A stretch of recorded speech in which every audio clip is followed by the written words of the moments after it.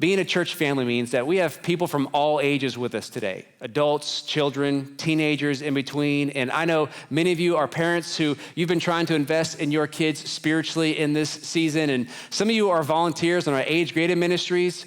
And so we thought it would be helpful to keep you as the church in the loop on how we are continuing to disciple our children and stay connected with our students and parents in the midst of COVID-19. So I want you to hear from two ministry leaders in those areas. Lisa Carden, who gives leadership to our children's ministry at all 5 of our campuses, and Daniel Palacios, who leads our student ministry at the Eager Bay campus. So let's start with this. Y'all tell us how you are staying connected to children and students and parents in this season.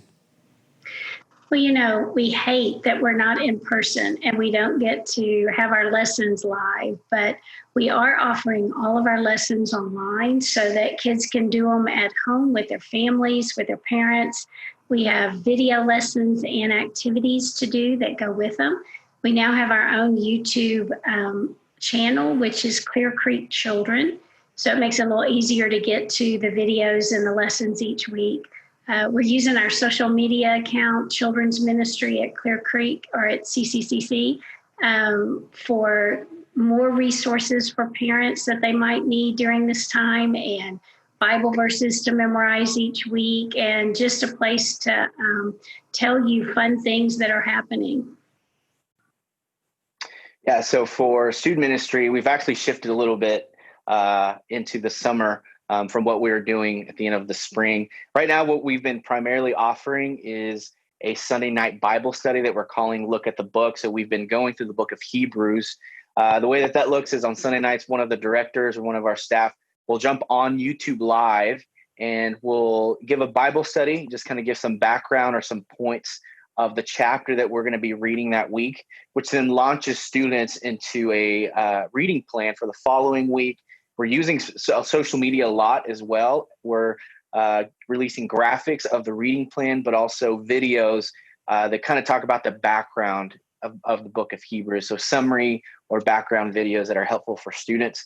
On Wednesday nights, every other Wednesday, we've been offering a virtual event. So we actually did a game show that we're calling Risk It. So it's very similar to Who Wants to Be a Millionaire. We brought some students on that won a bunch of cool prizes. We'll actually have one going on happening this coming Wednesday. So tune in for that. And other than that, we've just, like Lisa said, we've also just been using social media a lot as well to give stuff away, content, all kinds of different stuff for student ministry.